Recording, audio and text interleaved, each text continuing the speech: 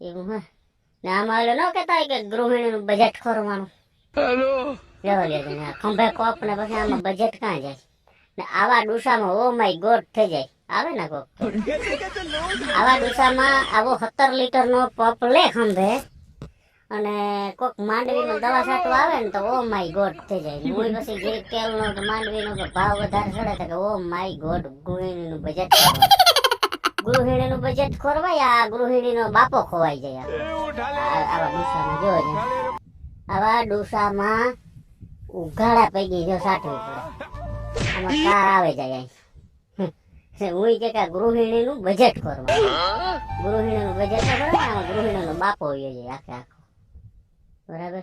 તો ખેડૂત માથે જરાક દયા ખાજો અને જો આવે રાતે ને જે મહેનત કરવી પડે તારા ધાન પાકે બધું ખેતરમાં અને મહેનત ના ફળ છે બધા મહેનત કરે તાર થાય બરાબર.